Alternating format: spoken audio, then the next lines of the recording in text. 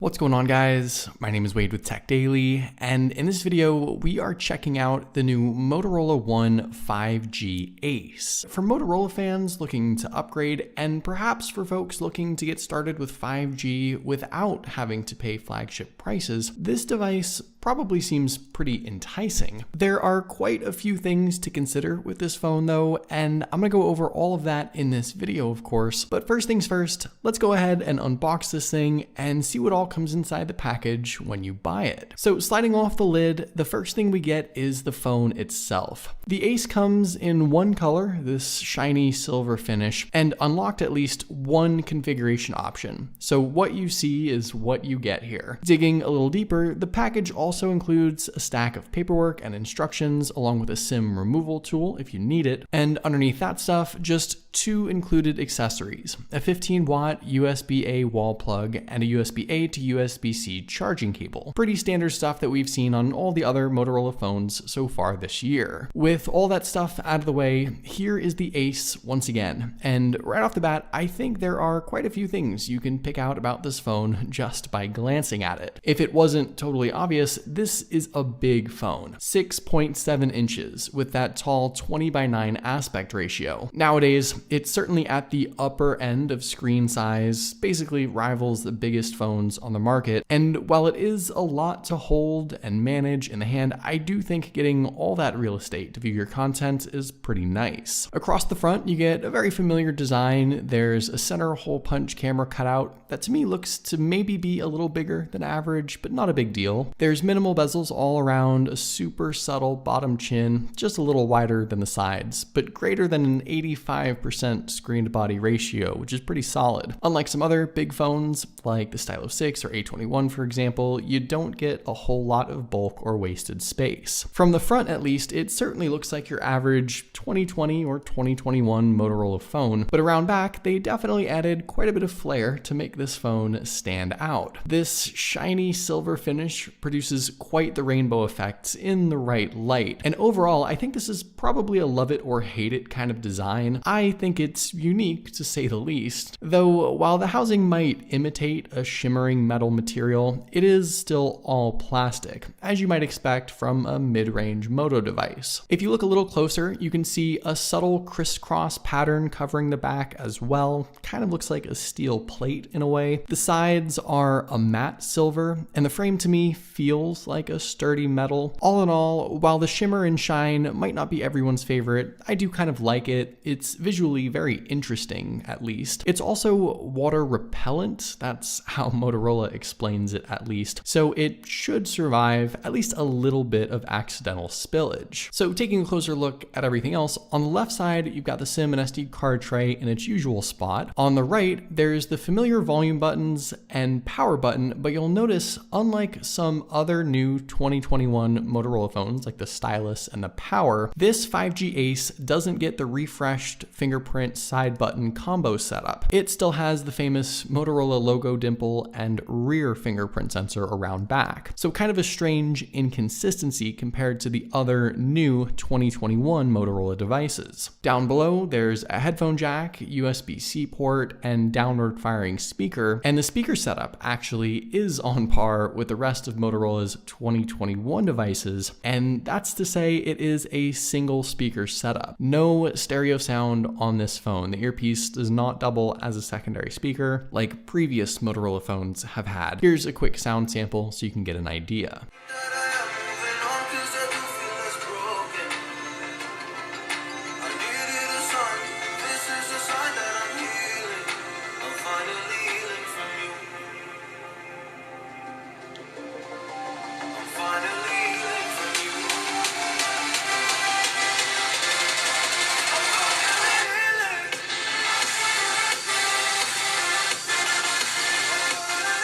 Also around back is a triple lens camera setup and flash, which I'll go more in depth with in a bit. But first, let me just quickly go over the rest of the specs. With the display, the 5G Ace gets a full HD 2400 by 1080 resolution, LTPS, IPS, LCD panel, a lot of letters there, and packs in around 393 pixels per inch. I think it's a bright, bold looking screen for being LCD anyway. The resolution is right for a screen this size. It's obviously really nice to be able to watch content on this thing. Like I said earlier, 6.7 inches is just a massive display. And I think for most people, this is a fine looking screen. Now, inside the 5G Ace, I think there's really three important things to consider. First off, powering this phone is a fairly large 5,000 milliamp battery, and that's likely going to be good enough for a day and a half of use on a single charge, maybe even more than that if you're kind of a light user. It's actually the same size battery as the Moto G Power, and that phone was named because of its big battery. So what you get here is as good as that, and power users I think are really going to appreciate the longevity. The downside is 15 watt max charging speeds, and nowadays that's pretty slow, especially for a big battery like this. You also don't get wireless charging either, but I can probably look past those things